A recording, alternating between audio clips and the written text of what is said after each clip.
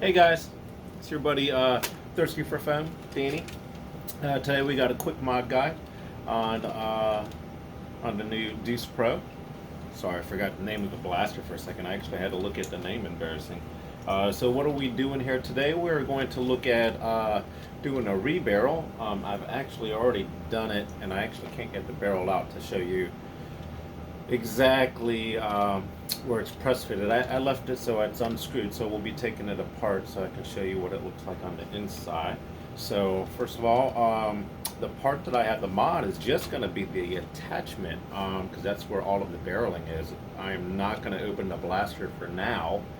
That may come because I want to get rid of this trigger here. The safety trigger is the one thing I want to get rid of. I might just actually get rid of it somehow and probably put maybe some type of pistol grip instead of filling it in with anything. That might be a quick fix, just to fill that little hole when it's there. But yeah, let's get to it. So we've got a barrel here that comes with it. Aluminum barrel. It's pretty standard inner diameter, I believe, for what they've been shipping. And the barreling I'm going to be using today is a polycarb barrel. So polycarbonate is pretty, depending on the orientation of where the impact is, it's very, very durable. It's almost steel-like in certain instances. It's going to be more durable than acrylic, which is the worst plastic. And also they do make PETG tubing as well that you can buy that actually might have slightly better inner diameter consistency than this polycarb. But I've heard of people using PETG tubing as well.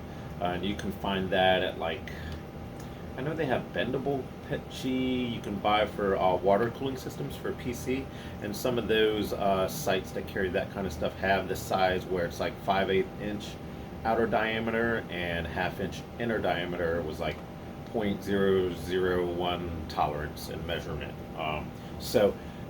Again, these are going to be similar to the ID of brass ID, but it's not going to have the ID consistency that brass has. Why do I use it then over brass? For me, the outer diameter is what I desire, so I don't have to wrap any tape around the brass. And I find that, you know, it's a different feel, it's a different pop, and I actually find the polycarb barreling satisfying. I actually have some on several of my blasters, so that's what I chose to put in my Deuce Pro. Let's check out why. So we'll take out the stock aluminum barrel here. Take a dart that's, you know, it's used, but it's still in pretty good shape. It might be slightly less than when it was brand new, but for the most part, I would say this is a very good condition dart. So put this in, and with a gravity drop. I don't know if you guys saw that. I'll just do it twice just in case. It just falls right through. So let's try the polycarb barrel. Now, it hasn't been smoothed off because this is a cut piece. It's a leftover piece. But again, once I nestle it in there, you'll see that it doesn't fall through. So I'm trying to push back some of the frays. So beginning, ooh, that's actually overly tight. So you can see that's not going anywhere. That actually is way tighter than I thought it was gonna be. It may have been when I was yeah, there we go, we got some movement now. Yeah, that's too tight to even blow through. That's ridiculous. But anyways, I did check the tolerances on the one I put in here, and it's not as tight as the piece I just showed you. This might actually be from when I was using a pipe cutter that goes around. Now, if you do use a pipe cutter on this, and you know, it probably can compress this just a little bit. It's already at about a 1/2 inch inner diameter.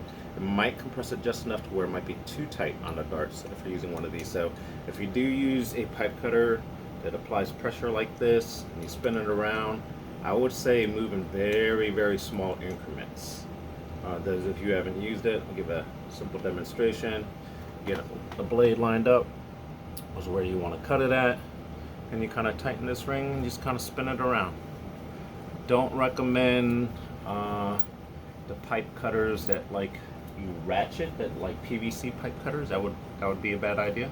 Sometimes, since this does apply pressure, one thing that I do is as you see, since this does have that little area where it holds the barreling, you can make a pretty nice line that's pretty much near a perfect circle. And then from there, I'll take a hacksaw of some sort and just kind of follow that line. Of course, I'll probably be bracing this down so I can keep straight, but I'll just follow that line right around and turn it as I go. That way I don't damage the barreling. I don't recommend using pipe cutters on brass like this, where it'll start tapering. Hopefully you don't need that end tapered, and if it needs to be open and smooth and perfect dart fit, it's better to use a Dremel or just use a hacksaw and then cut what you don't need out later. So another tip, always cut like at least 1 or 2 millimeters. 1 is preferable so you don't have to sand too much, longer than what you think the measurement is, so you don't just cut a piece of trash basically. Alright, so let's get down to it. Let's take this off. Sorry, it's about to snap apart because I don't have the screws in it right now. So let's take a look at what it looks like. So we'll take all of the screws out of one side here, and there will be an inner screw on the inner part later on. So we'll take off this outside panel comes off. Trying to make sure the inside. So once you got that outside panel out, you got this darker orange piece, just like the tack rail, that actually splits in half too. So we'll take that out as well, because that's actually covering up on top, so that this piece and this piece can come out that's holding the barrel in. Take that off, and then basically this whole assembly will come out with this, and the barrel. We got this here now. And basically it's just friction fit into this end and then just slides into this end. I can't take the barreling out currently, mainly because it's really friction fit in there. I'd probably have to get a rubber glove to get a grip on it to be able to twist it out, but it's really tight in there, fellas. All right, and ladies, whoever's watching. The orientation of this going back in the shell does matter. The little side was a line on it, I believe, is a part that goes in the shell, because one side is like a slight rectangle that almost looks like a square. I have it spun around the right way? I think so. Oh, no, I don't. And I guess this piece only goes in one way. And I'm just kind of spinning it around until I figure out if it does go in that way. Maybe the rich side doesn't go in the shell.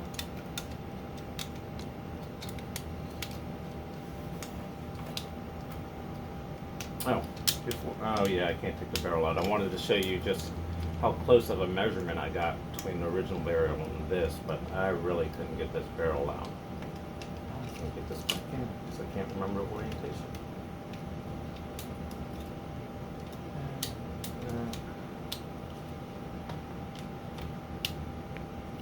I spun it around the wrong way again.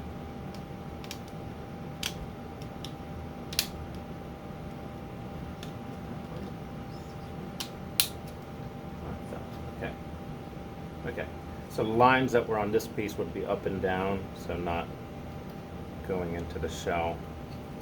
And then this only orients one way. And it's all friction fit in there. And that's about it. Then we put the covers back on.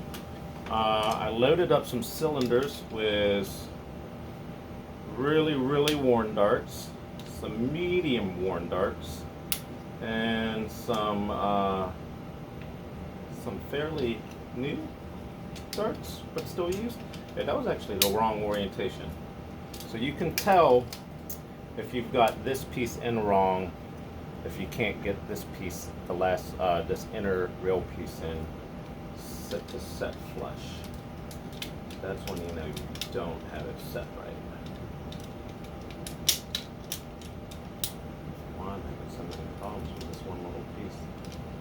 supposed to be a simple mod gun. Okay, there we go. Just have really tight tolerances, but it's all in there. I know it's hard to see because it's clear barreling. There's a barrel in there. And then this top piece should fit on no problem. There's no gaps or anything. Again, if you have a gap coming on this top rail, that means you have this piece oriented incorrectly. Anyways, let us put this on and do a little FPS testing. I'm gonna do it, I think it's enough to where everything snaps in where, yeah. I'm gonna do the FPS testing without screwing the faux barrel back together. Hopefully that doesn't mess me up, but we will see. So let's start off with maybe the really loose starts. I'll show you how loose these are. I mean, like, those are the medium loose starts. Sorry guys, trying to keep track of everything here. But yeah, these are really loose. These will like pop out, as you can see. Two of them try to come out immediately. So these are very used darts. Borderline, people might not want to put these in those magazines anymore. Let's test out the FPS on that. I did figure out since last video that it needs to be primed back before I try to pop it out. And it's best, I guess, to pop it out. I put my whole hand over it, because otherwise it kind of flings outwards and flies. If you put your whole hand over it, the other side of your hand kind of catches the shell. So I just press here, that just kind of pops into my hand. Just a little tip on anybody who's having trouble, because the tolerances on it is very tight. All right, super used darts FPS test. We'll also test barrel skip. We'll see if I'm skipping barrels. 160. That is on a super used dart, by the way. Ooh, 130. That dart must have been more used than the other one.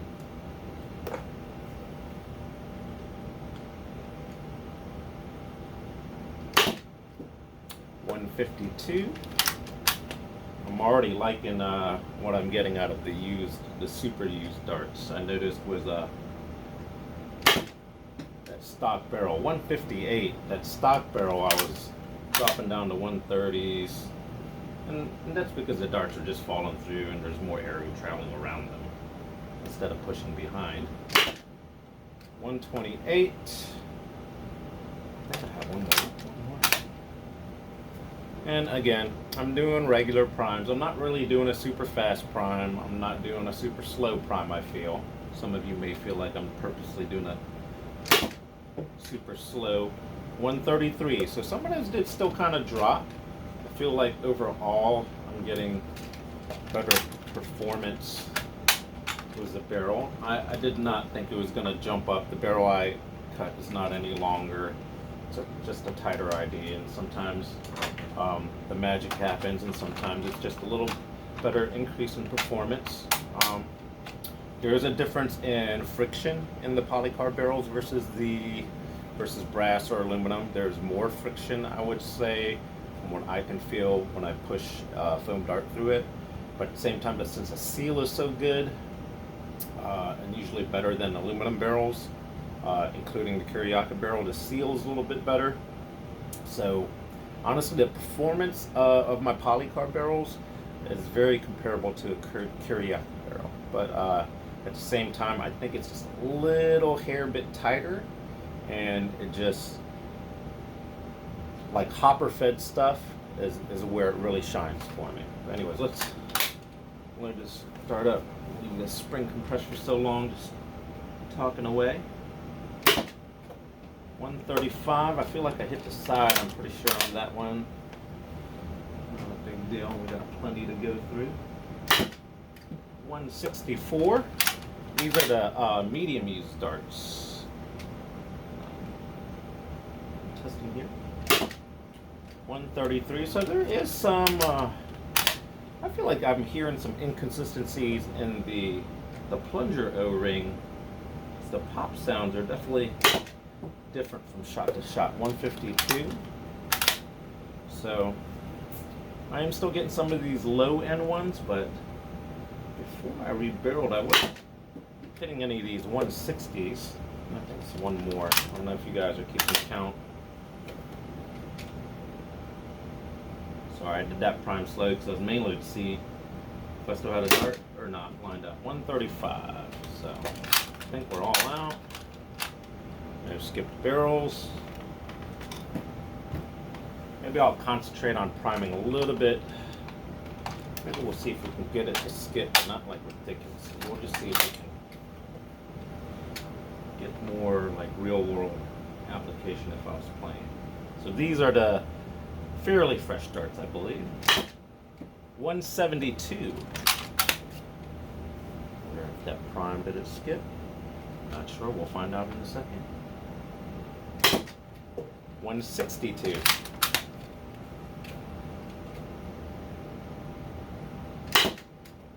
154. Sorry, I'm checking for skipped barrels. And we did have a skip. We had a skip on that last one. So that was the prime I'm normally doing with these. 160.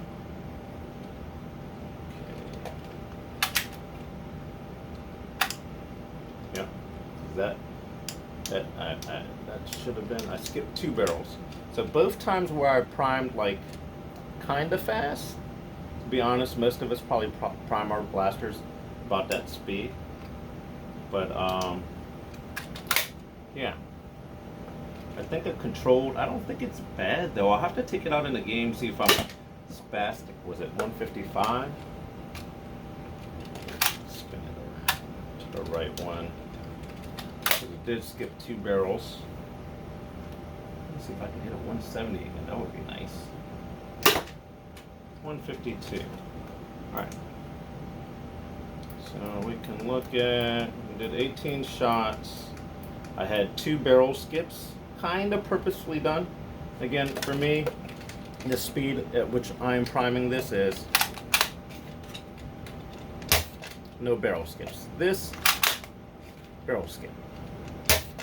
So, some people debated human error and it's not, you're not ratcheting it back all the way, or it's not.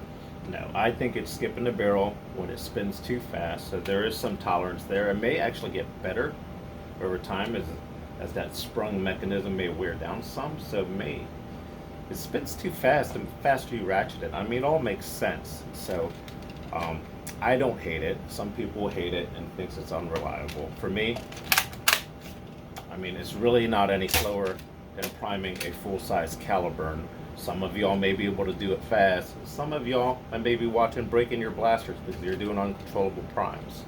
I threw that in there just for the people who are just always spamming shots. I honestly get hit by the people who pick their shots and snipe, at least with the springers. But let's go over the first 6 shots on a used dart. I did get a, I hate focusing these. Did get a 160 in there somewhere. Man, that's looking pretty terrible. So I'll just read them to you. Maybe I can get the pickup. So 160, 130, 152, 158, 128, 133. So that is the first 6 shots was the used darts. Overall, the max was 172 out of all 18 shots, and the minimum was 128. For this first round, the low was 128, so that lowest came from this group, and the 160 was the highest, so that was kind of a, I don't want to say fluke, but not as consistent. So now we got the readings for the next starts after that. I really wish I could focus this better. Okay, well, that's not working. I shot 135, 164, 133, 152 twice, and then 135 on the medium use darts. Then as I go up to the last six shots with the fairly fresh darts. Should pick that one up. Come on, just sometimes I can get it to focus. Sometimes I can't. These stupid LCD screens. Anyways, those shots are 172, 162, 154, 160, 155, and 152. So a high of 172 and a low of 152 on brand new darts was that rebarrel. So again, I told you I do hear some inconsistencies in the pop of what I hear. I believe it's the plunger tube. So I'm going to take a look at that O-ring. The seal is fairly decent. I don't want to slow it down, but you know, plunger O-rings are a finicky thing where, you know, not all O-rings are made the same. Sometimes you can get those clear white silicone looking O-rings, and those will be spongier and actually can make the seal better at a faster speed than the harder rubber black O-rings that are usually in most of these blasters. However, those real spongy clear O-rings, since they are more malleable and kind of bend and stretch more, they are more likely to pop off the plunger. So just keep that in mind. It really can matter if that O-ring, the clear ones, is actually the right diameter for the plunger you're trying to put it on, because I've had some where it's like just slightly too big and it just, you prime it, you fire it, and the O-ring flies off and you're opening a blaster and it's terrible. But anyways, I hope you enjoyed my quick mod guide. I probably will not make a mod guide for this. I may take some pictures as far as what I do here, but don't know when I'll get time to do that, but I'll at least take pictures. I don't know if I'll do a video mod guide. I'm not big into editing. I'm shooting this right before work. But anyways, if you guys got yourself a Deuce Pro and you want to try a mod of rebarrel, or your first rebarrel even, and you don't like opening blasters, I didn't have to open the blaster. I just had to open the attachment. I think that's pretty cool. Another thing to add a notch of that's cool about this blaster, besides being a sweet pro revolver. But hope you guys have a nice day. See you guys later.